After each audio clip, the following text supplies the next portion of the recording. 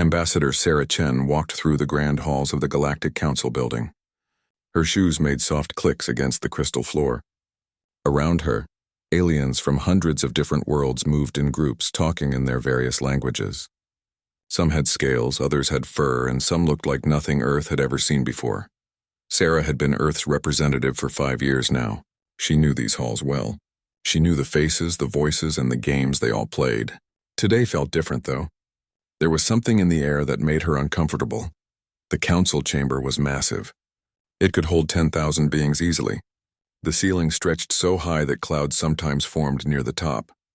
Each species had their own section with seats designed for their particular body types. The human section was modest, only 50 seats. Humanity was still young in galactic terms, having joined the council just 150 years ago. Sarah took her seat at the center of the human delegation. Around her, other human diplomats settled in. They exchanged glances but said nothing.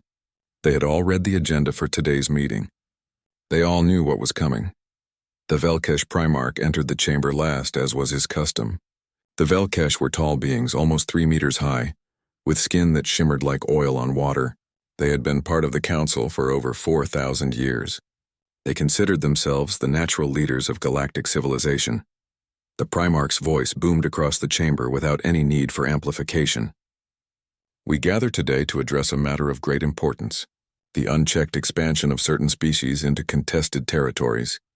Sarah felt her jaw tighten. She knew exactly which species he meant. The humans, the Primarch continued, have been spreading into systems at an alarming rate. 3 systems in the Orion Arm are now under dispute. These systems contain resources that belong to the greater galactic community, not to any single species. A Kryn delegate stood up. The Kryn were a warrior race covered in thick armor-like skin. The humans are aggressive. They take what they want without asking permission. This behavior must stop, Sarah wanted to laugh. The Kryn had conquered 17 systems by force in the last century alone. But no one mentioned that. More voices joined in. The pattern was clear. This was coordinated. They had planned this together before the meeting even started. The Primarch raised one long arm. I propose immediate restrictions on human expansion. All colonies in the 3 disputed systems must be withdrawn. Furthermore, trade sanctions will be imposed until humanity shows it can act responsibly within the galactic community. Sarah stood up. The chamber fell silent. Everyone expected her to argue, to fight, to make passionate speeches about human rights and fairness. She had done it before. Her speeches were famous across the council. She gathered her tablet and her notes. She looked around the chamber slowly, meeting eyes with delegates from dozens of worlds. Some looked guilty. Others looked defiant. Most looked away. Sarah nodded once, just once. Then she walked toward the exit. For a moment, no one moved. Then Ambassador Rodriguez stood up from his seat. He followed Sarah without a word. Then Ambassador Okonkwo. Then Chen's assistant. One by one, every single human in the chamber stood and walked out in complete silence. The massive doors closed behind them with a soft boom. Inside the chamber, confused murmuring started. The Primarch looked annoyed. Let them go. They're throwing a tantrum like children. The vote will proceed without them. The vote passed unanimously. After all, the humans weren't there to vote against it. In the human delegation offices, Sarah sat at her desk. Her staff gathered around her. What now? Rodriguez asked. Sarah pulled up a communication screen. Send the signal. Protocol Omega, are you sure? Okonkwo's voice was quiet. We knew this would happen eventually.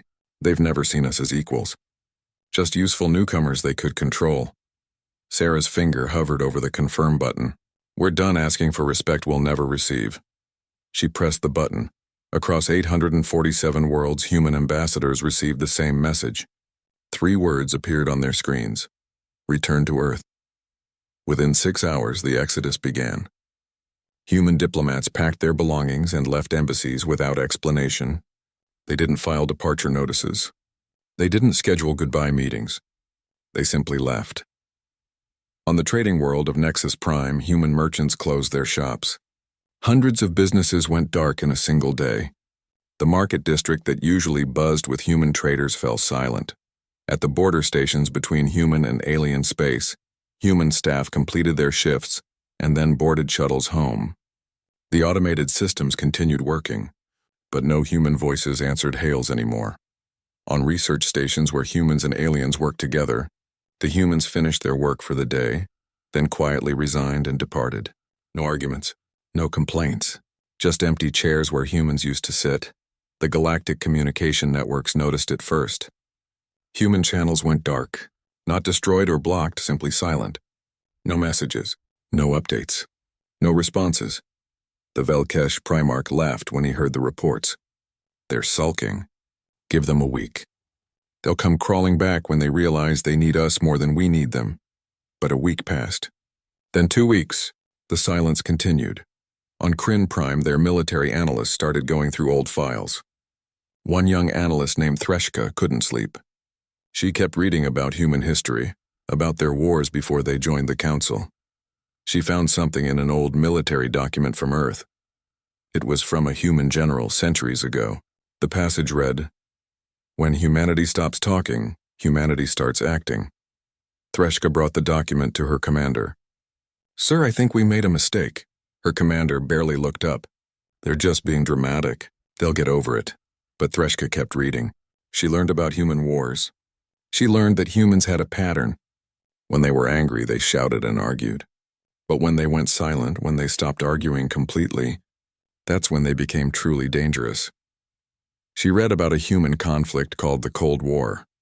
2 human nations had gone silent with each other, building weapons in secret, preparing for a war that could destroy their entire planet. The silence had lasted decades. She read about blockades and sieges where humans would simply cut off all contact with an enemy and wait. Patient. Silent. Deadly. Threshka wrote a report. She sent it up the chain of command. She marked it urgent. It was filed away and forgotten. Meanwhile, in human space, things were happening. Ships were moving. Not warships, though those were repositioning too. Colony vessels, hundreds of them, were gathering at the edges of human territory. Construction began on massive structures in deep space. Energy readings spiked across human systems. Something big was being built, but no one in the council knew what it was. The humans weren't sharing information anymore. They weren't threatening anyone. They weren't declaring war. They weren't even acknowledging that the rest of the galaxy existed. They had simply stopped speaking. And in that silence, something vast and terrible was taking shape. 2 weeks had passed since the humans went silent. The Galactic Council was starting to worry, though most members wouldn't admit it out loud. The problem started small. A medical facility on Tarsus 7 ran out of a specific medicine. The humans had been the only ones who manufactured it. The facility sent urgent requests to Earth. No response came back. A mining operation on Kelvor needed replacement parts for their quantum drills. Human engineers had designed the drills. The company sent dozens of messages to human suppliers. All went unanswered. These small problems multiplied across the galaxy. Hundreds of businesses discovered they relied on human products. Thousands of facilities needed human technical support. Supply chains that had taken decades to build started breaking down. Financial markets began to panic. Stocks in companies that depended on human trade dropped sharply. Some species had built entire economies around trading with humans. Now those economies were collapsing. The council called an emergency meeting. "This is ridiculous," the Velkesh Primarch declared. "They can't just ignore us. Send envoys to human space. Make them talk to us." 3 diplomatic ships departed for Earth. They carried ambassadors from the most powerful council species. Surely the humans wouldn't ignore them. The ships entered human space without incident. The border stations let them pass. Automated defense systems tracked them but didn't fire. Everything seemed normal. But when the ambassadors tried to communicate, nothing happened. Their messages went out. The communication systems showed the messages were received, but no one answered. The ships reached Earth's orbit. They broadcast on every frequency. They sent visual messages. They even tried old-fashioned radio signals. The silence continued. Down on Earth, the ship's sensors showed normal activity. Cities were lit up. Ships came and went. Humanity was clearly there, going about their business. They just weren't acknowledging that anyone was trying to contact them. After 3 days in orbit with no response, the diplomatic ships gave up and went home. The council was baffled. This wasn't normal behavior for any species. Usually when civilizations got angry, they threatened each other. They sent angry messages. They made demands. They did something. The humans were doing nothing, and that nothing was somehow worse than any threat. On the observer homeworld, ancient beings were studying the situation with growing concern. The observers had been part of the council for 40,000 years. They had seen civilizations rise and fall. They had witnessed wars that destroyed entire star systems. Observer Talmir was the eldest among them. She had lived for 12,000 years. She called a meeting of her people. "We need to investigate humanity more carefully," she said. "I have a bad feeling about this silence." "They're young," another observer said. "Young species throw tantrums." "This will pass." Talmir shook her head. "No, this is something else. I want full research on human history before they join the council. Everything. Their wars, their conflicts, their patterns of behavior." A team of observers began the research. What they found disturbed them deeply. Humans had nearly destroyed themselves dozens of times before reaching the stars. They had fought wars with weapons that could crack continents. They had created diseases that could kill billions. They had built machines that could end all life on their planet. But the observers noticed a pattern. The wars that humans announced with fury and anger often ended quickly. One side would win, treaties would be signed, and life would go on. The wars that humans entered silently were different. Those wars were total, absolute. They didn't end until one side couldn't fight anymore. The observers found records of something humans called World War II.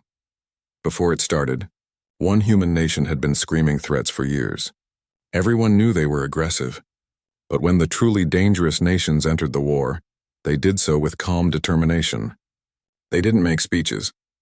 They just built weapons and fought until their enemies were completely defeated. Talmir read about the Cold War, where two human superpowers spent decades in silence, building weapons to destroy each other. They never used those weapons, but the silence itself had been terrifying.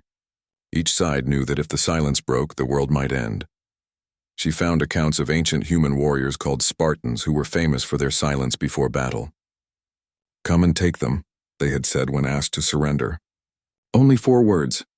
Then they fought to the death. The more Talmir read, the more worried she became. She called the council leadership to a private meeting. The Velkesh Primarch attended, looking annoyed. "What's so urgent?" he demanded. Talmir displayed the research. "You need to understand what you've done. Humans have a pattern. When they're angry, they shout. When they're ready to fight, they go silent." The Primarch waved a hand dismissively. "They're not ready to fight. They haven't mobilized their military."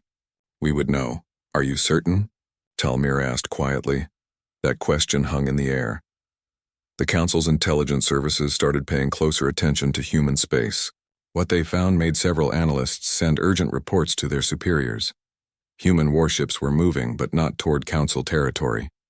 They were repositioning around human colonies. Defensive formations, but dense ones.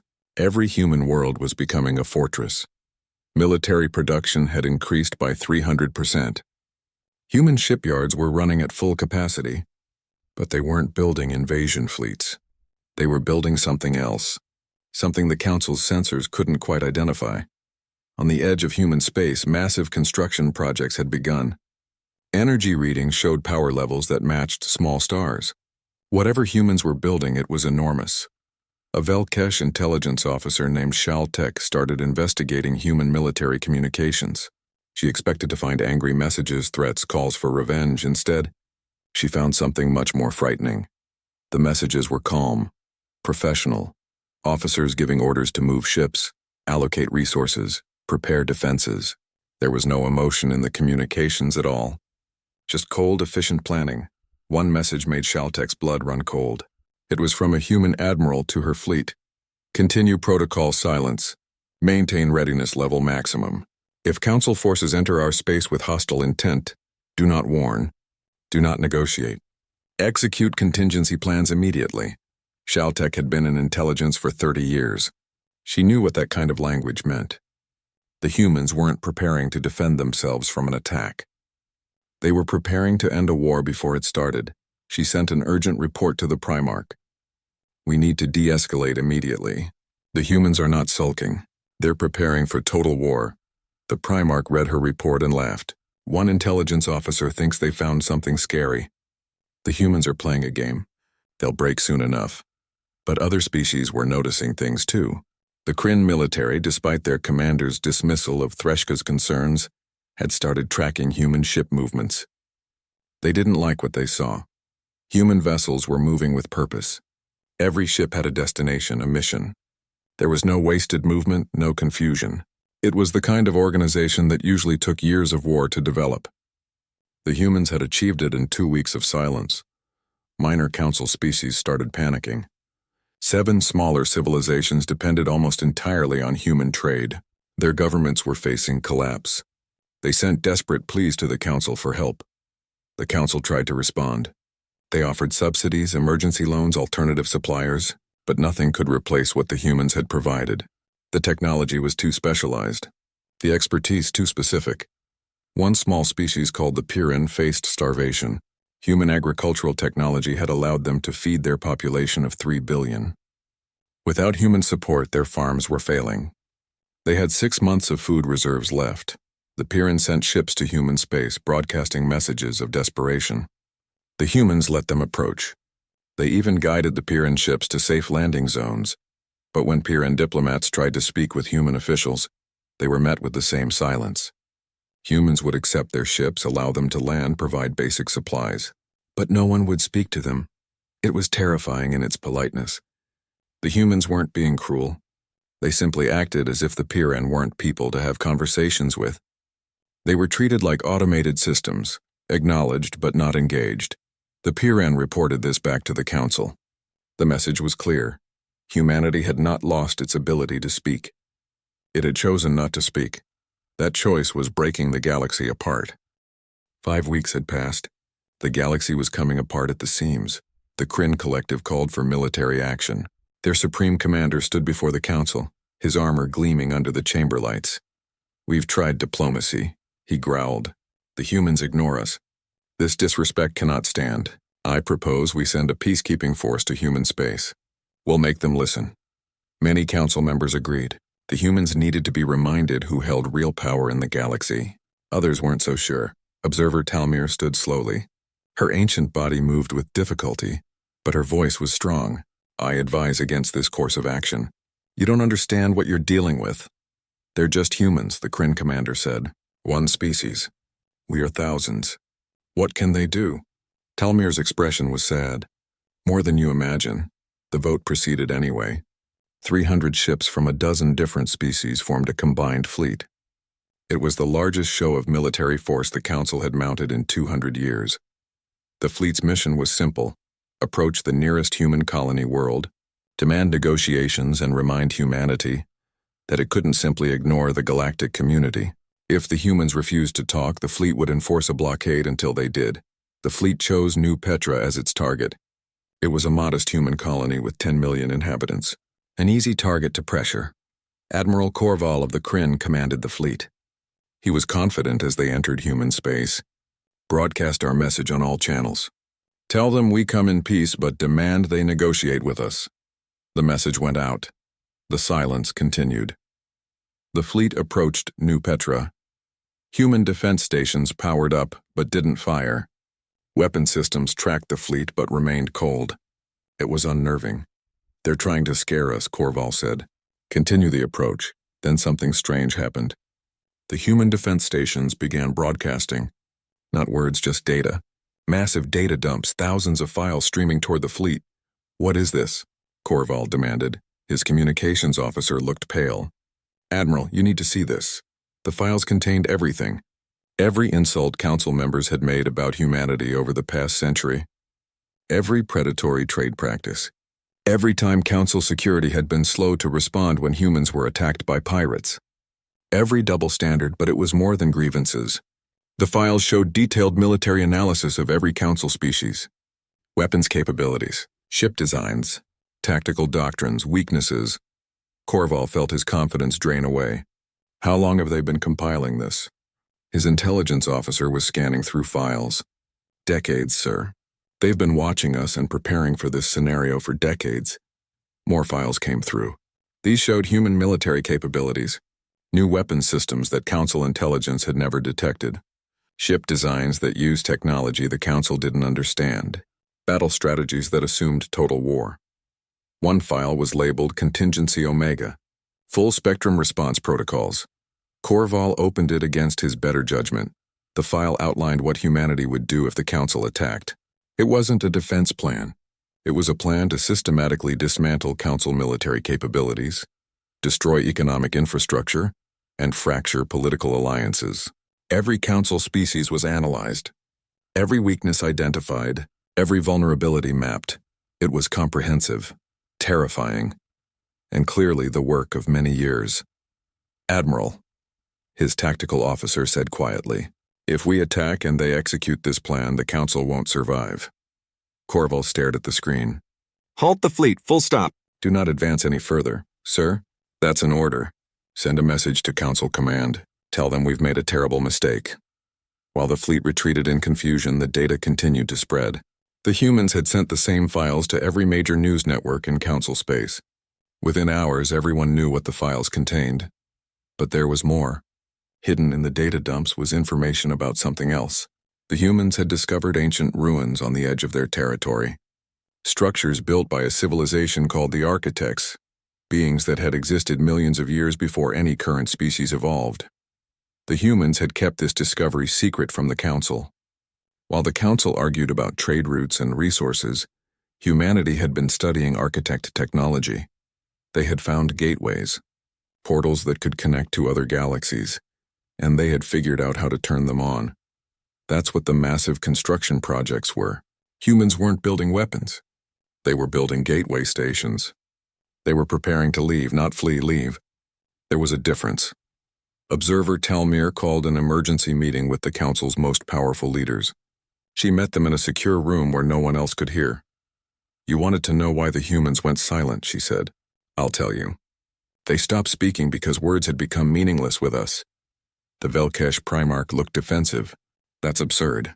We were willing to negotiate." "No," Talmir said firmly. "You were willing to dictate terms. That's not the same thing." The humans realized something important. They don't need us. They never did. We need them far more than they need us. She displayed images from the data dumps. "Look at this. Every technological breakthrough in the last century, 40% came from human research. 30% of all interstellar trade involves human goods or services. Human medical technology has extended lifespans across 50 species. Human agricultural methods feed hundreds of billions." Talmir's voice hardened. "You took all of this for granted. You assumed humans would always be here, always producing, always innovating, always grateful for your tolerance of their presence. And when they asked for equal treatment, you voted to restrict and punish them instead." The room was silent. "The humans stopped talking," Talmir continued, "because they needed to show you what their absence means. They needed you to feel it, to understand that they were never your subjects. They were your partners and you treated them like children." The Primarch's shimmer dulled. "What do we do?" "I don't know if there's anything you can do," Talmir said. "The humans have already made their choice. They're leaving for other galaxies. They'll build new civilizations there, far from Council space. They'll teach other species what they've learned. And we'll be left here dealing with the mess we created." A Kryn general spoke up. The file mentioned other galaxies being younger, with less advanced species. "The humans will be the most advanced civilization there. They'll be like gods to those species." "Yes," Talmir agreed. "Here, they were always the newcomers, the young ones, the species that had to prove itself. There, they'll be the founders. The first, the teachers. Can you blame them for preferring that?" Days passed. The Council descended into chaos. The data dumps revealed corruption and violations of Council law by dozens of powerful species. The Velkesh government collapsed as subject species rebelled. Trade partnerships dissolved as species realized how much the humans had been holding everything together. The economic system started to break down. Through it all, humanity watched in silence. Their ships continued moving. Their gateways continued being built. They weren't gloating or threatening. They were simply doing what they had decided to do. One species, the Sotori, had abstained from the original vote against humanity. They were a peaceful race of artists and philosophers. Their ambassador, Kairesh, made a decision. She would go to Earth alone, unarmed, without authorization. She would try to speak with humanity, not to demand anything, but to understand. Her small shuttle left Soturi space and headed for Earth. She broadcast no threats, made no demands. She simply asked if someone would speak with her. To everyone's shock, the humans responded. A single message came back. Approach Earth. You will be received. Kairesh's shuttle landed on Earth 3 days later. She was taken to a simple building, not a grand embassy. No ceremony. No spectacle. Just a quiet room with a table and chairs. Human Chancellor Marcus Webb entered. He sat across from her. For the first time in 5 weeks, a human was willing to talk. Kairesh sat across from Chancellor Webb in the small plain room. She had expected something grand, maybe a throne room or a massive conference hall. Instead, she got a simple space with white walls and comfortable furniture. Somehow that was more intimidating. Webb looked tired. He was older than she expected, with gray hair and lines around his eyes. He didn't look angry. He just looked done. Thank you for agreeing to meet with me, Kairesh said carefully. Webb nodded. You abstained from the vote. Your people never joined in the attacks against us. We remember things like that. I came to ask a question, Kairesh said. Why? Why this complete silence? The council made a mistake, yes, but surely there could have been another way. Negotiation, compromise, something other than just leaving. Webb was quiet for a long moment. When he spoke, his voice was calm but sad. How long have you been part of the council? He asked. 800 years. Has the council changed much in that time? Kairesh thought about it. No, not really. The same species hold power. The same rules apply. Things stay mostly the same. Exactly, Webb said. The council doesn't change. It manages. It maintains. It keeps everything stable and predictable. And if you're one of the old species, one of the established powers, that's perfect. But if you're new, if you're different, if you want things to be better, you're a problem to be managed. He pulled up a screen showing documents. Do you know how many reform proposals humanity submitted in our 150 years on the council? No. 217, Webb said. Proposals to make the council more democratic, to give all species equal votes, to create transparent trade rules, to stop bigger species from bullying smaller ones. Do you know how many passed? Kairesh felt uncomfortable. I don't. 0. Every single one was quietly shelved. Discussed to death in committees that went nowhere. We tried to work within the system. We believed in the council. We wanted to make it better. Webb's voice hardened slightly. We were naive. But the vote that triggered this, Kairesh said, it was just about 3 systems. Surely that alone didn't... It wasn't about the systems, Webb interrupted. It was never about the systems. It was about what that vote represented. The council didn't ask us to defend ourselves. Didn't give us a chance to present evidence. They just voted to punish us as if we were children who needed to be disciplined. He leaned forward. Do you understand what that means? It means the council never saw us as equals. We were useful. We made good trade partners. Our technology was valuable. But when it came down to it, we were just the young species that needed to be kept in line. Kairesh felt the weight of his words. So you stopped speaking because words had become meaningless, Webb finished. We could argue and debate and make passionate speeches forever. None of it mattered. The council would always see us as lesser, as temporary, as something to be managed rather than partnered with. So you decided to leave. Webb smiled slightly. We decided to show the galaxy what our absence looks like. What happens when the species you took for granted just isn't there anymore? No threats, no ultimatums, just silence and absence. He pulled up more screens showing the economic chaos spreading through council space. They're learning now. 7 civilizations facing collapse. Hundreds of billions affected. Trade networks broken. Medical supplies gone. Technical expertise vanished. All because they thought we needed them more than they needed us. The architect's gateways, Kairesh said. You're really leaving? We're really leaving, Webb confirmed. We found technology that lets us reach other galaxies. Young galaxies with young civilizations. Species that haven't formed their own council yet. We'll go there. We'll help them build something better. You'll be the most advanced species there, Kairesh said. Like gods to them, Webb shook his head. No, not gods, teachers, partners, founders. We'll help them build a community where everyone is actually equal. Where young species aren't looked down on. Where change is possible. Where words actually mean something. Kairesh felt a deep sadness. Is there no way to fix things? No path to reconciliation? Webb was quiet for a long time. Finally, he spoke. That depends. Is the Council capable of real change? Can it become something where species are truly equal, not just on paper but in reality? Can the old powers give up their privileges? Can the system that has existed for thousands of years transform into something new? He met her eyes. Because if this is just panic at losing a useful resource, if the Council just wants us back so things can go back to normal, then no. We're done. We've moved beyond needing the Council's approval. But if it's not just panic? Kairesh asked. If the Council is genuinely willing to change to become something worth being part of, then maybe there's a path forward. But that change has to be real. Deep, fundamental, not just pretty words and empty promises. Webb stood up. We stopped speaking to force the galaxy to listen, to really listen, not just hear. Everything we've done, the silence, the data dumps, the preparations to leave, it was all to make one point.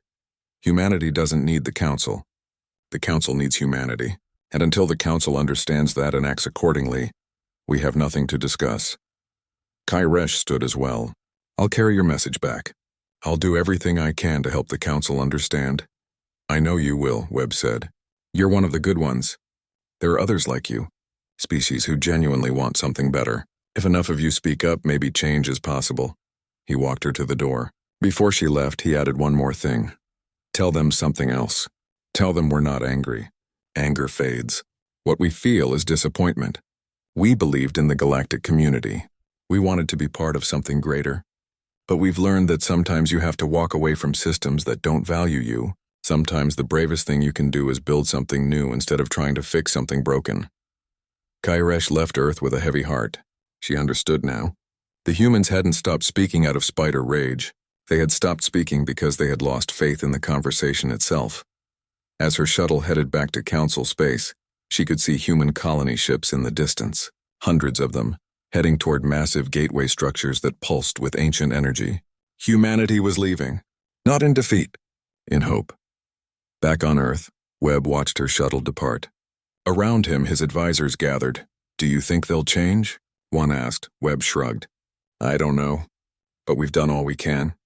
We've shown them the truth. We've given them a choice. What they do with it is up to them. And if they don't change? Webb looked out at the stars. Then we'll build something better somewhere else.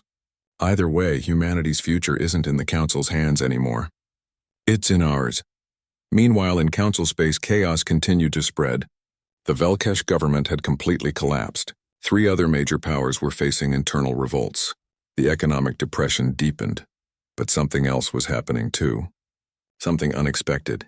Young species were rising up. Minor civilizations that had been pushed around for centuries were demanding change. The human data dumps had shown them they weren't alone in being mistreated. The humans' willingness to walk away had inspired them. If humanity could stand up to the Council, maybe they could too. Reform movements started forming. Species that had never worked together before began building alliances. They demanded the Council change or dissolve. The old powers tried to resist, but they were weak now. The economic crisis had exposed how dependent they were on species they had looked down on. Their authority was crumbling, and through it all, humanity continued their preparations in silence, watching to see if the galaxy could learn its lesson. 12 weeks had passed since Ambassador Chen walked out of the Council chamber. The galaxy had changed beyond recognition. The Velkesh were no longer a major power. Their empire had broken apart as subject species claimed independence. The Primarch had been removed from office and was facing trial for corruption. 3 other major council powers had fallen to internal revolts. The economic depression had exposed decades of abuse and mismanagement. Species that had been silent for centuries were finally speaking up, and still humanity remained silent. But something new was happening. Led by Kairesh and a coalition of reform-minded species, a new movement was growing. They called themselves the Renewal Coalition. They didn't want to preserve the old council. They wanted to build something completely different. Working day and night, the coalition drafted a new framework for galactic governance. They called it the Stellar Compact. It was radical in its simplicity. All species would be truly equal. No species would have more power than others. Decisions would be made transparently. Bullying would not be tolerated. Most importantly, the document began with an admission. The Council had failed. It had mistreated countless species, including humanity. It had maintained an unjust system for thousands of years. That system needed to end. The Coalition brought their proposal to what remained of the Council leadership. Observer Talmir supported it immediately. Slowly, other species joined. Some because they believed in reform, others because they had no choice. Their old power was gone. After 6 weeks of intense negotiation, the Stellar Compact was ratified. The old council was dissolved. A new system would take its place. Now came the hard part. Kyresh personally carried the compact to human space. She broadcast a simple message. We have changed. Will you listen? For 3 days, there was no response. Kyresh waited at the border of human territory, her small ship alone in the darkness of space. Then a message came back. Not words, just coordinates. The coordinates led to a neutral station at the edge of human space. When Kyresh arrived, she found hundreds of ships already there. Every species that had signed the Stellar Compact had sent representatives. The humans arrived last. Ambassador Sarah Chen led the human delegation. The same woman who had walked out 12 weeks ago. She moved through the crowd quietly, her face unreadable. The meeting hall was circular, with seats arranged so that no position was higher or more important than any other. Everyone was equal here. Chen took her seat. The galaxy held its breath. Kyresh stood to speak first. Thank you for coming. Thank you for being willing to listen. I know we have hurt you deeply. I know words alone cannot repair that damage. But we ask you to hear what we have built. She explained the Stellar Compact. The complete restructuring of galactic governance. The abolition of special privileges, the creation of transparent systems, the acknowledgement of past wrongs. When she finished, Chen stood up. The room went absolutely silent. Chen's voice was steady and clear. You've done impressive work. The Stellar Compact addresses many of the problems we raised over the years. You've shown courage in admitting the system was broken. Hope flickered across the room. But, Chen continued, and that one word made everyone tense, we need to be clear about something. Humanity cannot simply return to how things were. Too much has happened. Too much trust has been broken. She looked around the room. We stopped speaking because we needed to discover who we are without your definitions of us. We found that we are capable of standing alone, of building our own future, of thriving without the Council's approval. That discovery cannot be undone. The hope in the room dimmed. However, Chen said, and now a different tone entered her voice. We also discovered something else. We discovered that isolation isn't what we want either. We left because we weren't treated as equals. But the Stellar Compact offers genuine equality. That changes things. She pulled up a document. Here is humanity's proposal. We will participate in the new galactic government under the Stellar Compact. We will maintain trade relationships. We will share some of our technology and knowledge. But, she emphasized, humanity will also continue our expansion through the architect gateways. We will build colonies in other galaxies. We will develop relationships with younger civilizations. We will not ask permission for these actions. We will inform you and coordinate to avoid conflicts, but we will not be restricted. A Kryn delegate stood up. You want to have it both ways? Part of the community, but also independent? Chen met his eyes. Yes, because that's what real equality looks like. You don't get to control us. You get to work with us. There's a difference, she continued. The old council wanted to manage us, to keep us in our place. The Stellar Compact promises equality. But we need to see that promise kept. We will participate, but cautiously. Trust must be rebuilt slowly. Kyresh spoke up. That seems fair. More than fair, given what we did to you. Chen nodded to her. You've shown genuine courage in pushing for change. We respect that. But respect works both ways now. You need to understand that humanity has fundamentally changed our relationship with the galaxy. We're no longer asking to be accepted. We're choosing whether to participate. She let that sink in. So here's what we're proposing. A trial period. 5 years where we implement the Stellar Compact and see if it works as promised. If the new system treats all species fairly, if the promises of equality are kept, then we'll fully commit. If the old patterns return, if the powerful species start finding ways around the rules, then humanity will finish its transition to the new galaxies and our involvement here will become minimal. Observer Telmir stood. Her ancient voice carried authority. The Stellar Compact will be kept. I and my people will ensure it. We have watched the galaxy make this mistake with humanity. We will not let it happen again. Other species voiced their agreement. The reforms would be real. They had to be. Chen listened to each voice. Finally, she nodded. Then humanity accepts. We will return to the galactic community. But understand this. We are returning as equals, not as subjects. We are partners, not children to be managed. She paused, then added something that would be remembered for centuries. You wondered why we stopped speaking. It wasn't to punish you. It was to discover who we were without your definitions of us. We found that we are strong enough to stand alone and wise enough to choose partnership when it's genuine. We stopped speaking so that when we spoke again, you would finally listen. The room erupted in discussion. Some species were relieved. Others were uncomfortable with humanity's conditions. But all of them understood the galaxy had changed. Humanity had changed it. Over the next weeks, the new system began to take shape. The Stellar Compact was implemented. For the first time in galactic history, real reform happened. It wasn't easy. Old powers resisted. Some species tried to find loopholes. But the Reform Coalition held firm. Humanity watched carefully, always ready to leave if the promises proved false. But slowly, genuine change occurred. Trade became more fair. Smaller species gained real voices. The bullying stopped. The galaxy was transforming. Humanity kept its promise too. They continued building in other galaxies, but they also remained engaged in the Milky Way. They shared medical technology that saved billions. They taught younger species what they had learned.